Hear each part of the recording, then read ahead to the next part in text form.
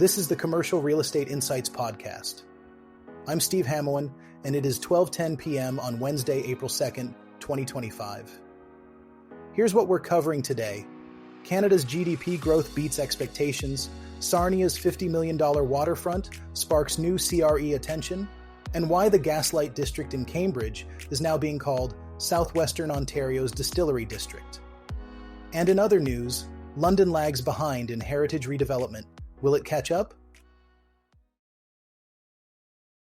First, Canada's GDP surprised to the upside, but there's a twist. Stats Canada reported a 0.4% GDP growth in January, well above forecasts, driven by trade front-loading ahead of new U.S. tariffs. But for CRE investors, particularly those in industrial manufacturing and logistics assets, this isn't a pure win. The growth reflects defensive repositioning, not organic expansion. As global trade frictions escalate, CRE tied to supply chain nodes, particularly near borders and ports, may see volatile demand. That's where smart redevelopment plays come in, repositioning older industrial buildings into flex commercial or live/work setups could insulate investors from sector-specific risk. Now, interest rates just dropped again. What does this mean for adaptive reuse and urban infill? The Bank of Canada cut its policy rate to 2.75%, citing trade risks and immigration policy shifts.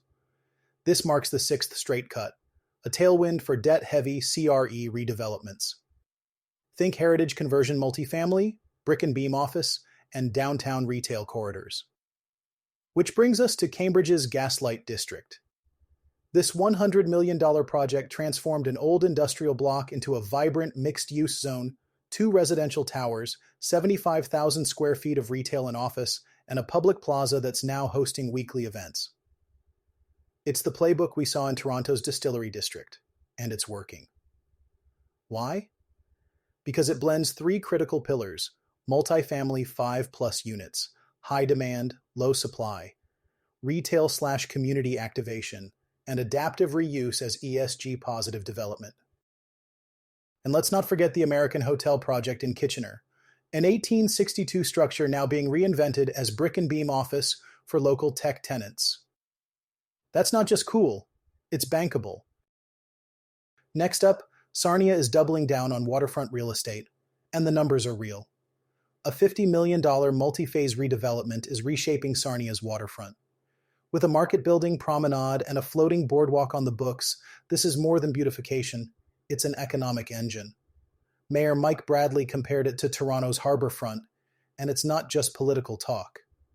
Tourism, retail, hospitality, and mid-rise residential are all in the pipeline. Phased through to 2037, the project offers layered entry points for investors, from early-stage ground leases to long-term stabilized cash flows. Just blocks away, the Bayside Center is also being reinvented. 160 apartments, 144 retirement suites, 17 townhouses, and a government services hub. That's $80 to $100 million in capital committed with a clear community benefit thesis. And it's a direct answer to the cautionary tale we keep revisiting. The Price Tower in Oklahoma, Frank Lloyd Wright's only skyscraper, just sold for $1.4 million after breaching preservation covenants and failing a $10 million restoration promise. It's a failure rooted in financial mismanagement and stakeholder neglect. The contrast? Projects like Gaslight, Bayside, and the Distillery District succeeded because they prioritized sustainable financing, community engagement, and design fidelity. Meanwhile, London's still on the sidelines. Despite having 500-plus designated heritage properties, redevelopment traction is thin. The city has focused more on designation than transformation, though the former psychiatric hospital site hints at latent potential. The bottom line? London risks falling behind in the heritage to modern CRE pipeline unless it shifts from passive listing to active reuse. And finally, will immigration changes cool the multifamily boom? Last fall, Ottawa announced it would slow immigration growth, citing housing shortages. While well-intentioned, the ripple effects are clear. Multifamily developers are reassessing absorption forecasts, and urban land values may face headwinds. For adaptive reuse, this could actually be a silver lining. Smaller scale infill and modular repurposing will likely win over large towers needing population density. That's all for now, but we'll be back tomorrow. Don't forget to hit follow or subscribe and leave a review to help others discover the show. I'm Steve Hamoen. Until next time.